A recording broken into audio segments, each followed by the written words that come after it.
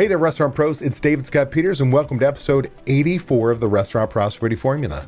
I've been coaching restaurant owners since 2003, and the Restaurant Prosperity Formula is based on what the most successful restaurant owners I've worked with do on a daily basis to achieve their success.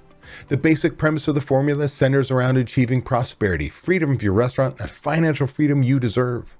To achieve prosperity, you have to follow a very specific formula made up of leadership, systems, training, accountability, and taking action. Now, I want to tell you about our guests today, Joshua Powell and Joseph Vericella. Joshua is a real estate agent turned investor, turned restaurant owner who never thought he'd own the restaurant he worked in as a kid. Whereas partner Joseph has a long and successful career in hospitality. If you ask them both, they'd probably tell you they're both foodies at heart. Joshua and Joseph are owners of Clay's Cafe in Hebron, Ohio. Clay's opened its doors back in 1934 and has been a local staple for generations.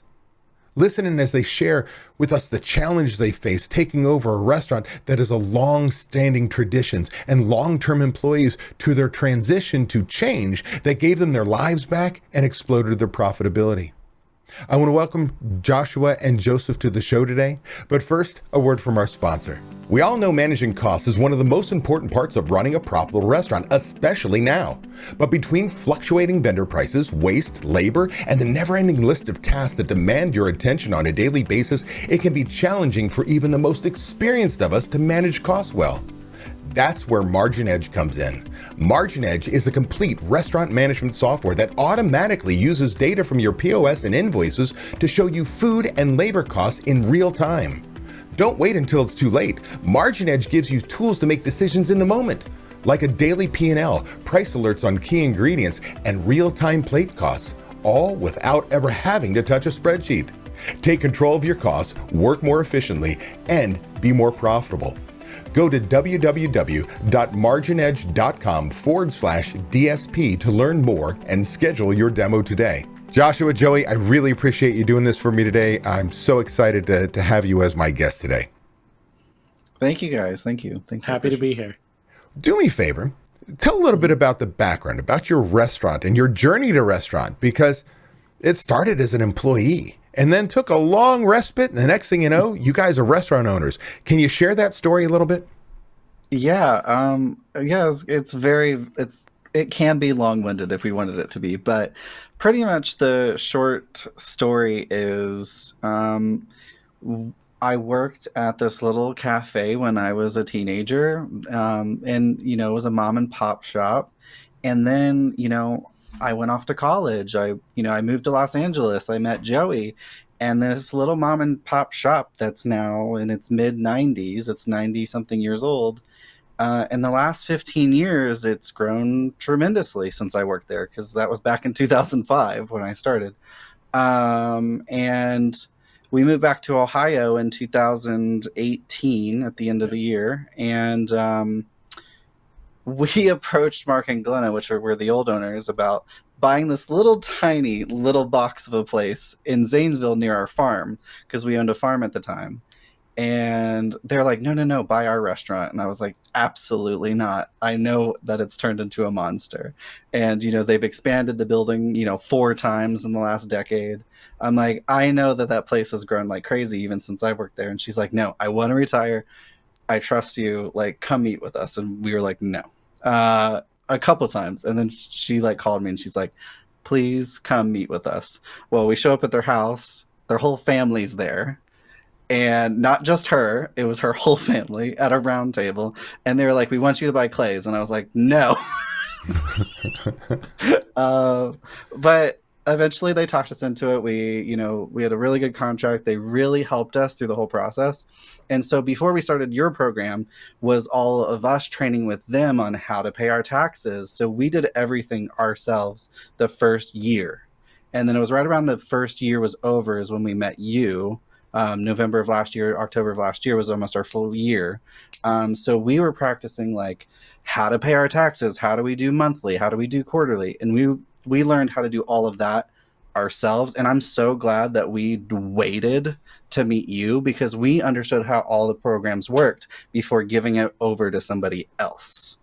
Well, do me a favor. Talk a little bit about yeah, you got taxes, but you also had to learn employees. You had to learn scheduling. You had to learn software. You had to learn, the equipment and what was good and what was bad. And like there was a lot going on. Describe a little bit about what it was like before we left. What was life like for the two of you? Because I mean, if I remember correctly, you were both in the restaurant damn near every day, every hour. yeah, I mean, Yeah. we were there like 7 days a week. Well, 6 days a week because we weren't open on Sundays then. Now we are, and we don't have to be there. But when we first took over, it was expected that the owners were there every moment the building was open. Who The expected staff that? expected that. The The staff. staff, the managers, the old owners even told us, like, you have to pay your dues. And I'm like, well, my dues are when I paid for this building. But,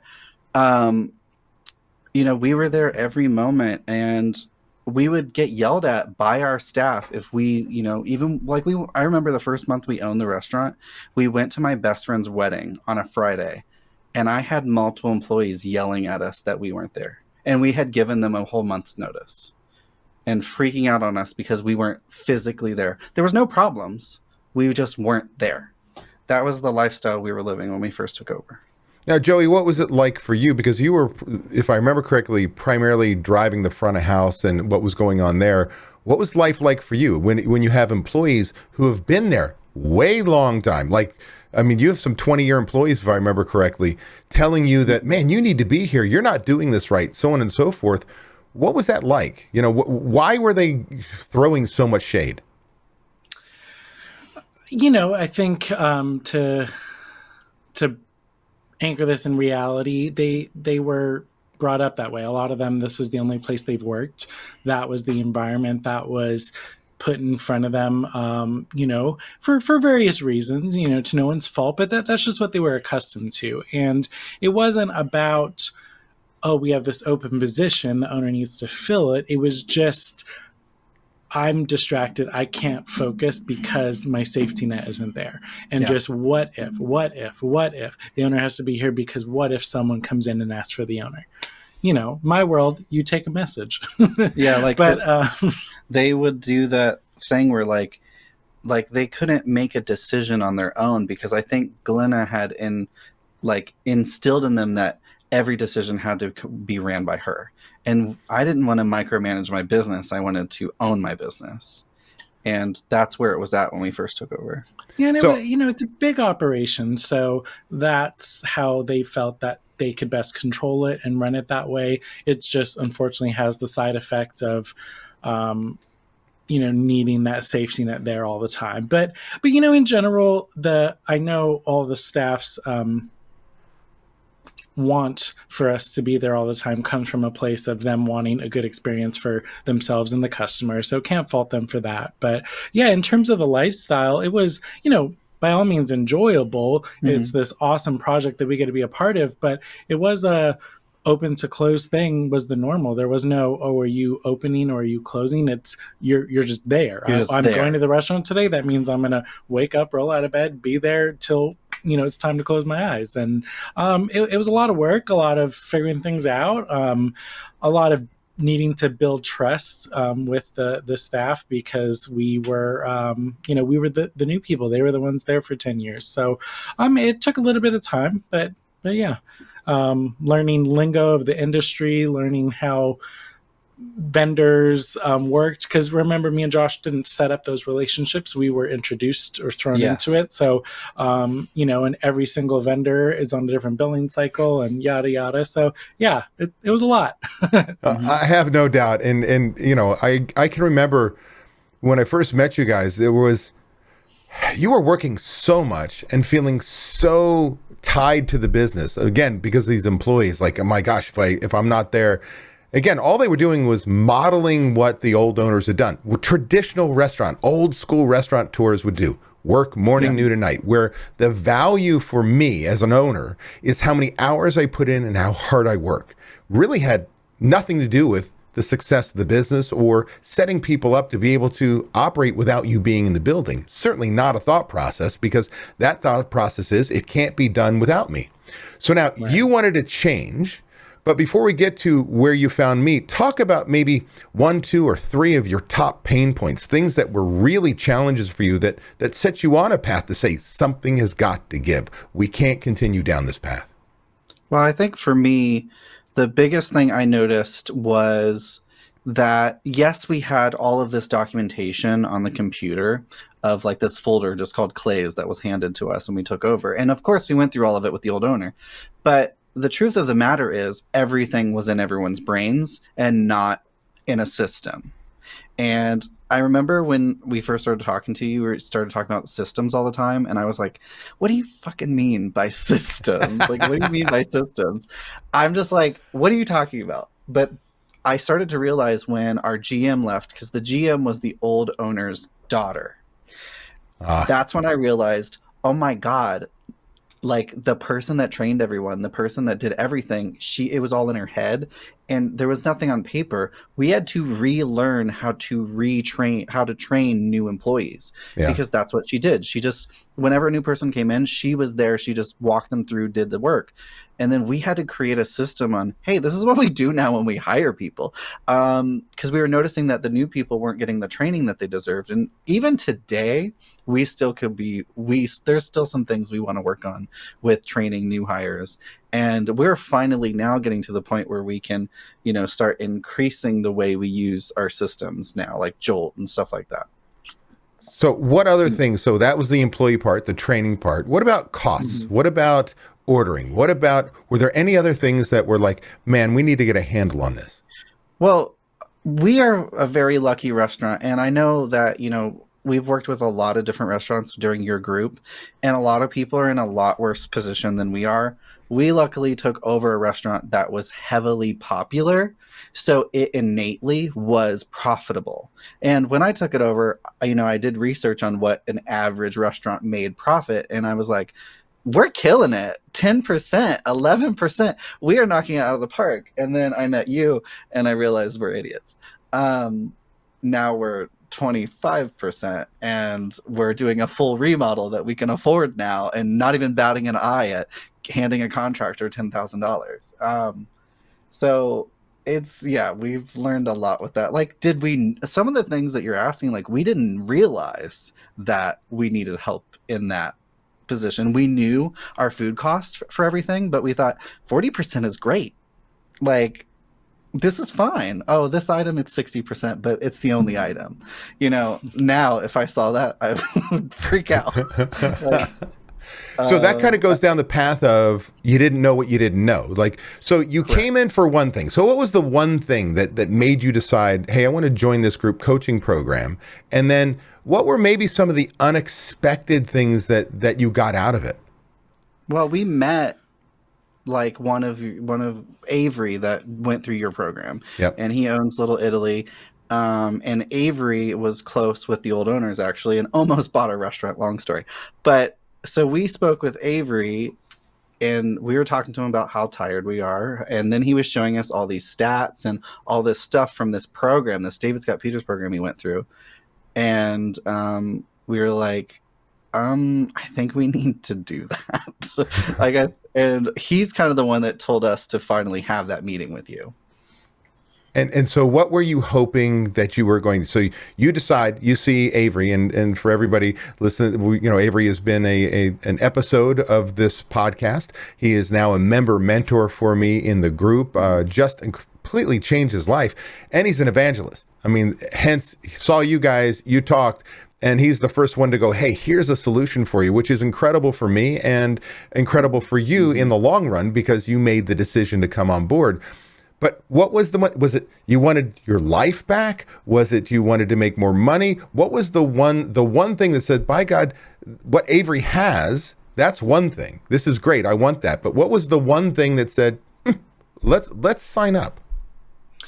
I think it was, even before the program, we knew we wanted an improved quality of life, and we knew we wanted to not just mimic the ownership. We wanted to take the business to the next level, but we didn't know the how. We didn't think we could be focused and disciplined enough to go out, seek out all this information and make it make sense for us. And there's books, there's YouTube, sure, but this program really made it digestible. It held us accountable. And to go back to something you asked a little earlier, what was something unexpected that came out of this? Not to jump ahead, but it's really the confidence in being able to trust ourselves, to be comfortable with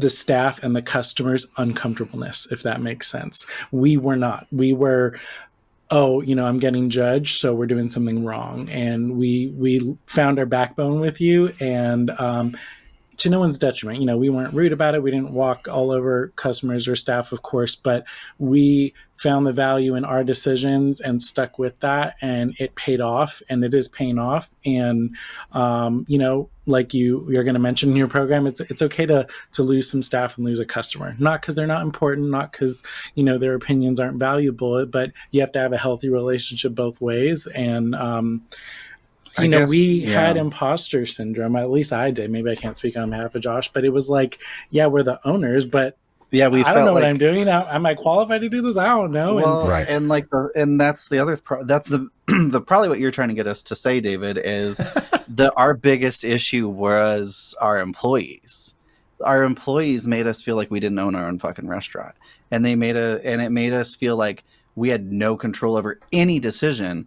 And when we finally started your program and got far enough in, the one thing I did realize is I was tired. I was exhausted. Yeah. And I actually was getting to the point already, the first year of owning the business, before I started your program, was how much longer can I own this business before I can afford to sell it? Because that's how tiring this is. Right. And because we owned a farm, we had foster kids, we were doing all this other stuff outside of it, and we could no longer, maintain our farm anymore. Like we couldn't even mow our yard.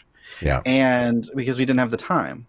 And I'm like, I can't live like this anymore. And now I think I still thought up until getting through most of this program, we're only going to keep the restaurant till we pay it off. And now I'm like, I can now see that we can own this restaurant forever and now live a normal life.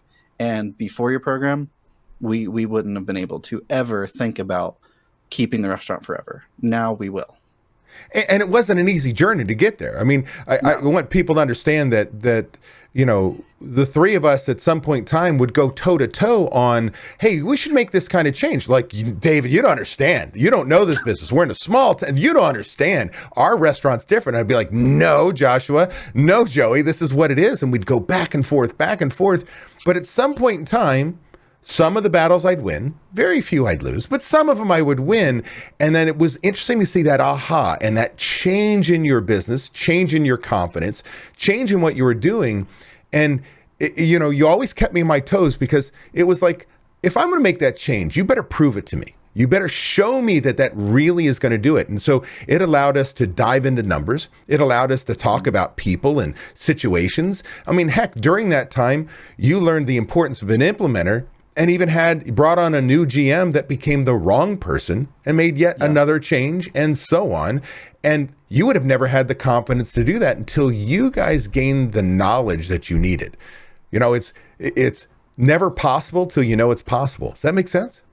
Yeah. I mean, honestly, I wouldn't have known he was a toxic employee until now too. Like, now I also can nip shit in the butt that I used to not be able to. I can now I can see the red flags before the red flags even come up that I couldn't see before. Talk about a little bit, maybe one of the first changes you made that you went, oh shit, this actually works. What is one of the big major changes? I mean, we kind of went out of order in your program, and still there are certain things we haven't finished in your program, because now we're doing a whole remodel, and now we realize what we can become now. And so now we're so focused on the remodel and growing and keeping up with the fact that our restaurant is naturally growing. Yep. So we've been all over the place with your program. And I think one of the biggest things we implemented at first was it wasn't Jolt actually, because Jolt we still are struggling with, even to this day. I think the biggest thing was getting the staff on board for us to not live there like constantly. I think, instilling that them, hey, it's going to be okay if we're not there. Like, and we finally just stopped showing up every day. And we're like, listen, we're going to not show up every day. Get used to it. And at first, people were getting angry. I had managers calling me upset. The staff is complaining that you're not here every day. And I was like, let them go, like, nip it in the butt. Like, you have to be supportive of us having a life outside of this place. I think that was one of the first things we did. One of the major things we did. So out of curiosity, before you go on to the next thing, sorry, Joey, how often are you in the restaurant now? Right now, we are only in the restaurant to deal with the remodel. We are not doing anything operationally at the moment. Like for the last, 2 months, we have fully put all of our attention towards anything new in the building. So like if we are installing, you're playing general contractor. You're not in there serving a guest, flipping a burger, making sure, writing a schedule. You're not doing any of that. Placing an order. You have managers that are doing the things for you, and they're confident enough to run the shift without you. Yes. 100%. And we have a new GM that's doing a great job, and we have a management staff now. Like we have new supervisors. We saw that there were employees now in the restaurant that were worth it, and we gave them a raise. We had made them supervisors. We created new positions, and we wiggled some stuff around. And even though we made new positions, our labor is actually way lower because now we track shit. And and then our food cost is lower. Like and it all kind of combined into this. It's gelling finally, and everything's running more smooth. It's reminding me of how it ran before we took it over, but the way they ran it was so like how you perceived that it ran smoothly. That's the key, right? Yeah. So Joey, I didn't mean to cut you off. So sorry. Hopefully you still have that thought. We were just talking about like first systems and, of course, yes, to Josh's point, but also I think even though we did it a little out of order, just the embracing of technology, and there are programs out there that you don't have to figure it out. They figured it out. But really the big first change is just setting up a proper communication stream with our management, getting everyone on the same chat, regardless of which program you use that has the chat. It's like getting that open door communication and the manager log. The manager log. Which, we'll throw a plug in there. We use 7 Shifts. They have a manager logbook that's very easy to add sections and update. So it can, mirror the program as David, suggests. But that has been really beneficial, helping us keep track of things. So that when we say we're not there, it's not like we're not involved in our restaurant or we're just involved with the staff. It's just we're not needed on the floor, and we're able to take a step back and really do the macro managing that we hired to do. That's what we signed up to do. So the manager logbook, I guess that's one thing that we are stellar at now. Our manager communication, is phenomenal compared to when we took over the business. So how important is that? I mean, that's a major change. People don't understand. From manager meetings to the log, they think, I see you every day. I've communicated. Dive into that a little bit. The manager log is essential to how we run. So we require every supervisor manager to read the manager log every night. Like even if they're off work, they're required to read it. Or the day they come back in, they have to read all the days they were off. Do you know, like just being able to write something in there, like, hey, the new, the new table for grill is coming on Thursday. And then, so people are asking me, hey, when's that new grill table coming? Like, it's all there. Like, there's no question like, oh, Amanda called off work today. And then every employee has a manager chat, which is something that we do specifically that we kind of talked about in one of our sessions. Each employee has a manager chat where when she sends a message, it goes to all of us, all the managers. Yep. So like, hey, I'm calling out sick. Here's what's happening. We all know at once. It's not like phone tag, hey, Amanda called off. Well, what happened? Why did she call off? No, we all know exactly why she called off. And then if we need to have a private conversation, we'll go over to the manager chat, like the one where it's just all of us together. Like, hey, she's been calling off a lot. What should we do? it's now created this thing where the biggest thing I did when I introduced this program is I said, this program is not to bitch, moan, and complain. Yep. This program is only to get facts across to, hey, what's going on here? Do not use this as a tool to complain. Yep. I was like, that was one of our biggest things. And we still have to kind of every now and then be like, hey, this program is not to complain. This program is to keep us all in the loop of what's going on. Don't get butthurt because someone mentioned like, hey, we forgot to do this last night. That's just what this program is for. Yep. But our communication at the restaurant now, like everybody knows what's going on at all times. And I love that. And that translates into all the other systems. So number one, everybody's on the same page, but it also means you and Joey are guiding people, being the leaders your restaurant needs, and saying, these are the systems we're going to use. This is why we're doing this. This is how we're going to do it. And oh, by the way, we're going to hold you accountable. And, kind of, Joey, you talked about, here come these systems, and sometimes it's technology like your tech stack and so on, but a tech stack is no good if we don't understand where all the numbers come from, why and how they fit together, and how we're going to share it with others. Because now a 7 shifts goes from being a scheduling tool that kind of puts up a schedule to one that helps you control labor. It is. David, do you remember at the very, very beginning, I'm just thinking about this now. The first thing we did was, and you thought we were absolutely insane, we introduced all of our programs at the same time. We did Margin Edge, 7 shifts, QuickBooks integration, Toast integration, which we already had Toast, but we introduced all of our programs at once. And that's why we did everything out of order, because we were already on step 7 and didn't even realize we were at step 7 already, because we already started using it. And the crazy part is, in our conversations, we're like, my program alone is going to consume a ton of your time and effort and people's, and you're like, no, we're gonna do this and this and this. I'm like, holy crap. It was a lot of work. But now it's all done. Like, you're maintaining it. It's kind of like the analogy, if you had a basketball, how much, and you want to spin it on your finger, it takes all this effort to get the basketball moving, but after that, you just tap it. And you guys are at tap stage. So let me ask you, was all the effort, all that Herculean effort you had to put in, putting all those software, the tech stack in place, starting the program, going through a couple managers, having the pushback, was it all worth it? Like, would you do it again?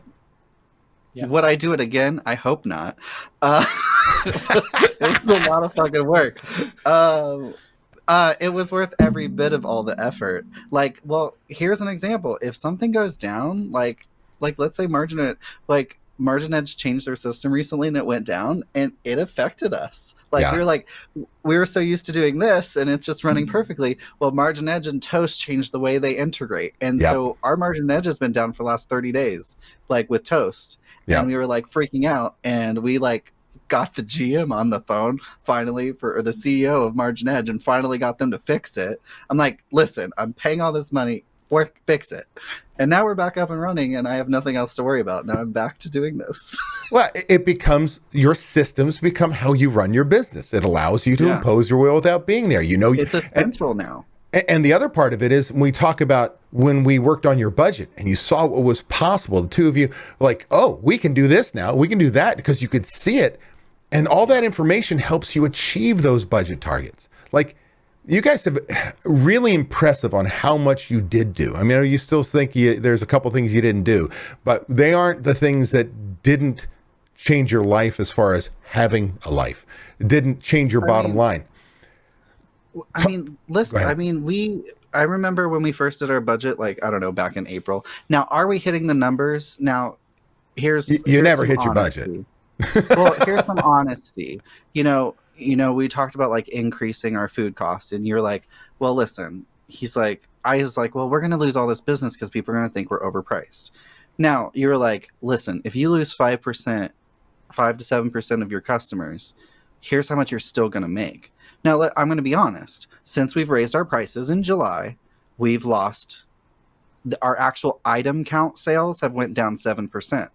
but we are up over $100,000 in sales, which means our food cost is way lower, our labor is way lower. Yes, less customers are buying food at the moment. It's growing back, but we're making so much more profit that now we're doing a full remodel of the restaurant. Like, we're going from 78 seats to 120. And you are already, like, your operating expenses were pretty much in line. So when you talk about 11% profitability to 25, now I hope to get people 15 to 20. Like, you guys are stellar. And a part of that is you also have incredible volumes. Like, you are a busy restaurant. But with that said, the majority of that was prime cost. That was food cost, port cost. It was labor cost. It was the things that you were looking at. All the operating expenses had them like dialed in, and like, but the people and the product was a little bit out of control, even though you were doing well. Well, and we didn't know that. We just went with the prices that, we did a price up increase 1 month before we took over. And we did that as with the old owners. And honestly, we just guessed at a lot of shit. And she was just like, oh, well, 40% food cost is fine. Like, let's just wiggle this around.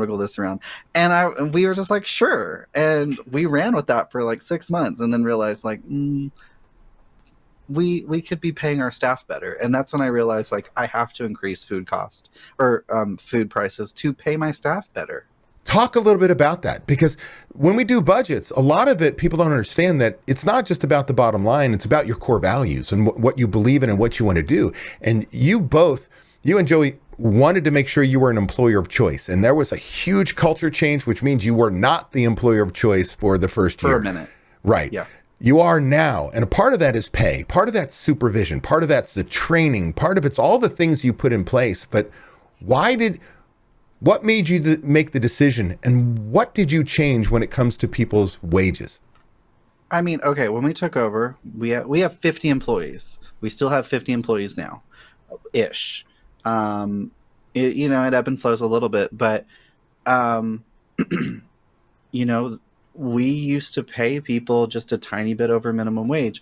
And yes, some of our employees still make lower than others, but it depends on the position. But we realized, like, Ohio's, cost of living is way above that minimum wage. And we want to make sure that no matter what, they're walking out the door with everything that they're making, plus the tips, that they're making above that. So we wanted to make sure everyone was minimum hitting the $14, $15 an hour. And so I started looking at how much they're making in tips per day, because all my staff gets a share. And I was like, we got to work on this.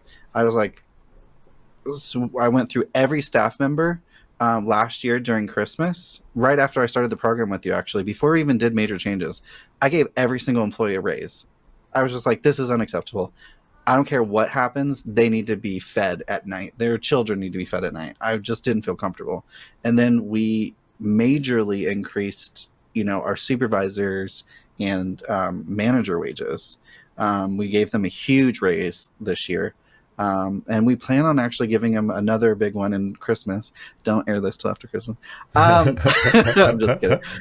We plan on giving them another large one now that as soon as this remodel's over, we plan on paying them just as good wages as the factories in our area, because that's what our goal is. We are surrounded by factories. That's where a lot of our business comes from. And so how are we competitive? 1, fun, loving atmosphere. We're a family-oriented business. 2, they get paid well. And, 3, we do a lot of special stuff with the staff. Like, we do parties, and not just pizza parties. Like, we go all out, and that's what we're known for. And we're not owners that are going to be up your ass all day. Like, we're going to check in on you, make sure you're doing your job, but we're not going to be standing behind you hovering, because I didn't like that lifestyle when we took over the business. That was expected. And I think they're all starting to finally get to appreciating it. The ones that are still there. Culture change takes time, but the other part is there's this other message in that. And that is a lot of people think, oh, I'm worried about the minimum wage going up. I'm worried about, now with the labor shortage after COVID, my gosh, I'm paying $20 an hour for a cook in this market and so on and so forth. Like, it's going to kill me. You raised everyone's wages. And because you had a budget, no labor shortage. Well, there is no labor shortage. It's a culture shortage, right? It's a culture shortage. Right. And so you were able to raise their wages, keep them, and still make, based More. on your 14 points more to your bottom line. Like, I want people to understand that. Like, you raised your labor, but because you started scheduling more efficiently, because you started to get people to reduce their food costs and reduce waste and theft and all these other things, all of a sudden you were 14 points to the good. That's amazing. Yeah. Did you ever think that was possible before? No, not even. I mean, I thought we were already running the best the business could run when we took over. And 11% is good. That's above the national average of 5 to 8%. But again, 15 to 20 is what is possible in my world. But based on your volumes and what you've done, 25, it's outrageous. And honestly, it's higher than 25. Like, honestly, we're always above that number. We'll leave it at 25. That's just fine. We'll leave it at 25, but it's definitely above that. Now, of course, prime cost, we have all these extraneous fees, which are, the remodel and all that stuff. Right. So it's not like we're putting all that money into our pocket. We're reinvesting into the business because we believe that doing this will make us be able to hire more staff, pay them even better next year.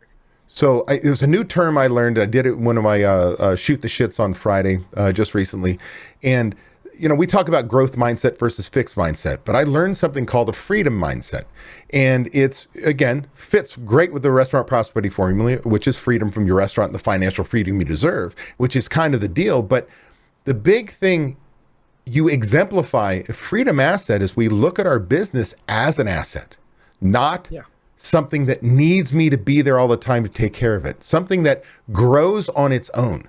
And I think that's really summarizes a lot of how you both view the business now. It's no longer, man, I got to be there. It needs me. These are my children. They need me too. That's an asset. It's supposed to make us money. It's supposed to give us time off. It's supposed to do the things we bought it for, not become a prison, right? Yeah. Mm-hmm. Now, there are times where things derail, where I'm like, we got to go in there and get that manager off this fucking floor. Like we had a manager that I was like, I see the things that are happening, and it's up. I have, employees messaging me like, hey, this manager's doing this, or this manager's doing this inappropriate thing. And then we'll fly right in. That's the only time we have to emergency go to work. We don't have to emergency go to work because, so-and-so called off. No, right. We have systems in place for that now. We only need to come in if our management is not doing what they're supposed to. You mean it's a restaurant and there's people that you have to manage? Yeah, now we have that doesn't change all the work. Do me a favor. I really appreciate this. I get excited about it all the time, and I'm consistent. You love me, hate me. This is what it is. But I love hearing the change, and I got to see it. I had a front row seat. Yeah. With that said, if somebody was looking at my program right now and said, "Should I do it?" What would you tell someone? Would you be like Avery? Would you sit him down and say, here's what it is? Or would you just bob him with a 2x4 and say, don't do it, or do it? What would you say? I mean, honestly, there are certain caveats, and I think there are certain businesses that might not fit your thing, because I think it would have been harder to do this program if we weren't already profitable. Okay. But because we had to put a lot of money into this, and luckily we had a little bit to throw in. But honestly, even if we weren't profitable, I still think your mindset works. My first thing would always be absolute yes. It's the best decision we've ever made for the business. And it is, truly.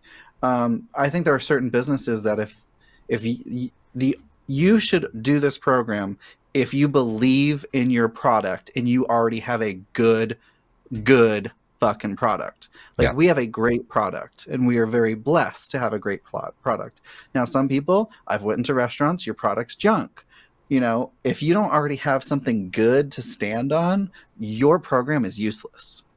But if you have something that you truly believe in, that you truly believe people love this and will come for this for years and years and years to come, your program is essential. Thank you. I appreciate that. And I'm going to agree with you. It is not right for everyone. There are low volume people it's not good for. There are people who have fixed mindsets that say, oh, it's somebody else's fault. And I'm not going to disagree with you as far as 100% restaurant 101. I've got to understand or assume that you do hot food hot, cold food cold, clean, safe work environment for your guests and employees, wow customer service, incredible product. Like, you do restaurant well, because I can't fix that from a Zoom call, right? I can't know. Yeah, you would have to be physically in the building, and then you would still be like, I don't like the recipe to this. Like, if you don't have a good product, and that's why, once I saw Avery's restaurant, I was like, that makes sense. He has a good product. He has family-owned recipes, and we do too. We have family-owned recipes that we've used for 30-something years. I think it's perfect for mom and pop shops that have been around for a while and just need to get out of the old school. Yeah, I appreciate that. And I would definitely, like Josh said, say yes, that it should absolutely be considered. I think David in his introductory calls, you'll make the call if it's a good fit, but absolutely everyone should consider it, and there is value in it. And I think what's great about the program is there's so much depth. All these 30 some restaurants participating, they're going to get different values from it because of what they're running and where they're at in their life. And then that's awesome. Like I said, there are systems, there are, the budget and increasing profits, being more efficient. To me, that's all secondary to the mindset that we obtain by going through these programs. We can possibly forget terminology or budgeting rules, whatnot, and we can refresh ourselves with a Google search one day, but you can't refresh yourself as easily with your mindset. And that's always going to be invaluable. That's going to be worth the investment. And Josh brought up that term earlier. I think it's important to be an employer of choice. Your employees have to see that this isn't some place that's unstable, that's going to go under. This is a place where we're making improvements. We're making positive changes, not just change for the sake of change, positive changes. We're taking steps forward. And the owners, we were grateful because of the amazing product and because of this program that we were able to invest into this restaurant's future, both from an abstract sense via this program, as well as from a physical sense with our remodels and our purchasing of software and new equipment and supplies. Well, and you remember when we first announced that we're going to start changing things in the restaurant and doing the remodel, our staff's eyes almost came out of their head and they were freaking out and they were not on board at first. Yeah. And then now that they're starting to, now that, we're doing it in phases, we're on the second to last phase. Now that we are getting ready to put in the new tables, they're all like, oh, this is going to work. This is nice. Like, this is cool. Like, it's bigger. It's cooler in here. You got more AC. Like, they're starting to get excited. Like, I have employees that come to me, they're like, what you're doing is amazing. Like, this is awesome. Yeah, and we didn't have that kind of conversation before. Like, no one ever said, like, what you guys are doing is awesome. Now they're starting to see it. Well, I think one of the biggest things is, and I think you'd agree with this, it's no longer the old owner's restaurant. It's now your restaurant. Right. And I'm starting to feel like that too. That's awesome. Joshua, Joey, I really appreciate you doing this for me today. Just absolutely impressed and couldn't be prouder with the change you guys made. Because again, I wasn't lying about how we would go toe to toe about, you'd be like, show me. I'm not making that change unless you prove that to me. And we'd go through the battles, but you never said no. You just said prove it. And you guys both were never afraid. I shouldn't say that. At the beginning, you were afraid, but later you were never afraid to make the change. You realized you're going to do what you're going to do. And it is ultimately your choice. And the changes you've made in your business are really just amazing. What it's done for your life, what it's done for your business, and your future. I'm truly impressed. Do me a favor. Was there anything you want to share with people? A favorite quote, a book, something you wish I had asked you? In closing, what would you guys like to share with people?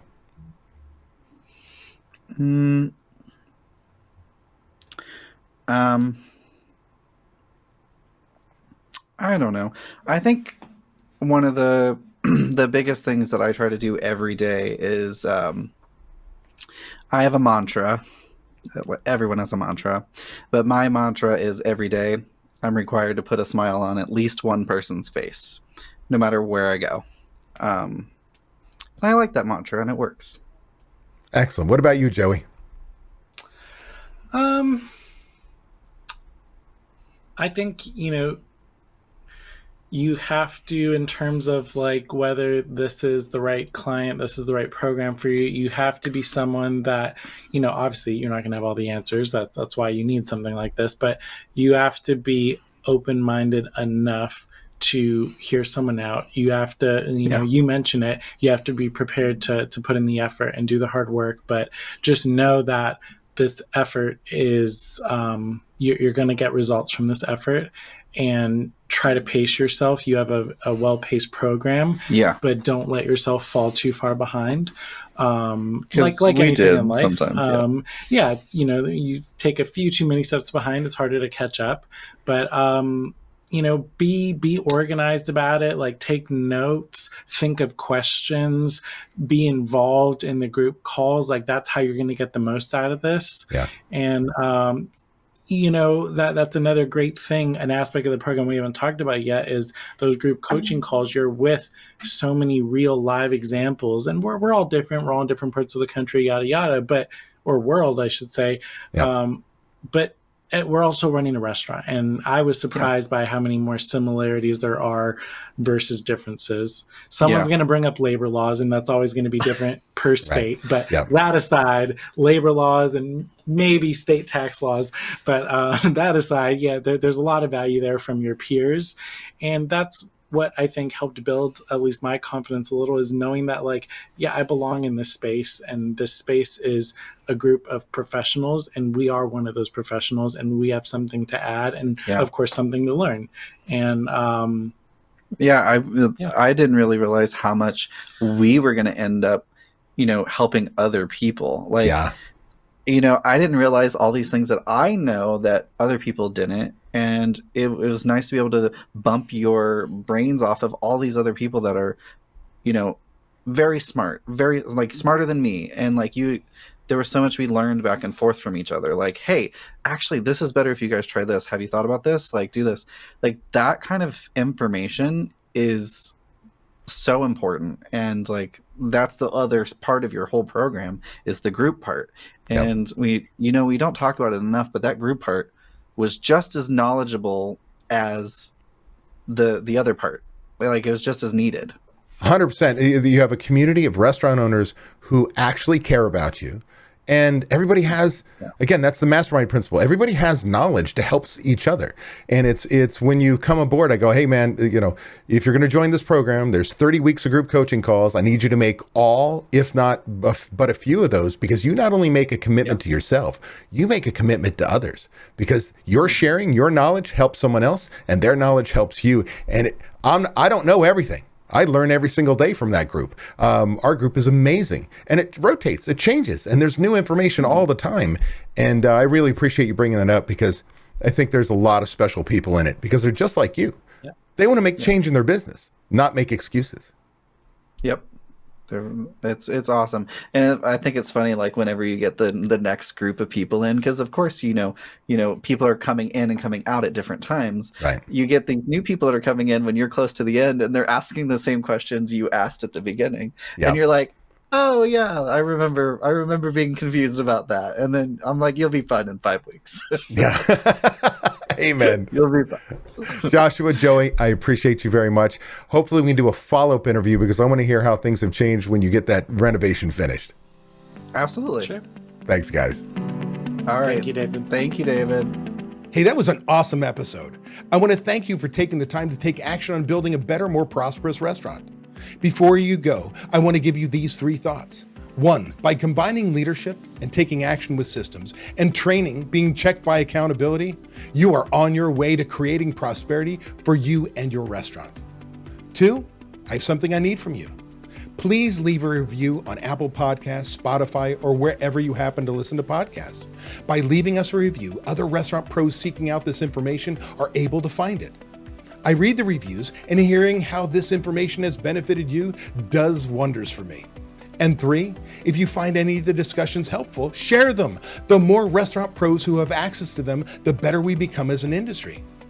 For more restaurant resources or to get in contact with me, connect with me at davidscottpeters.com.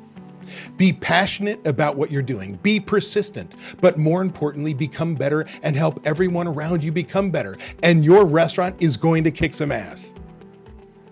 If you're tired of not being able to leave your restaurant because no one else knows how to run it, I want to make sure you know it doesn't have to be that way. You can leave your restaurant. It is possible to build a team of people who know how you want the restaurant to run. With these trained and responsible people in place, you can give yourself time away. What would you do if you had time away from your restaurant? Would you sleep better? Would your relationships improve? Would you feel more relaxed? These are all things you deserve to experience as a business owner. It's why we own our own businesses. If you would like to learn how to own a restaurant that doesn't depend on you to be successful, click the link in the description to watch a free training course that teaches you exactly what you have to do. Also, be sure to subscribe to get my weekly tips and watch these 2 videos to get more information and guidance for running a successful restaurant.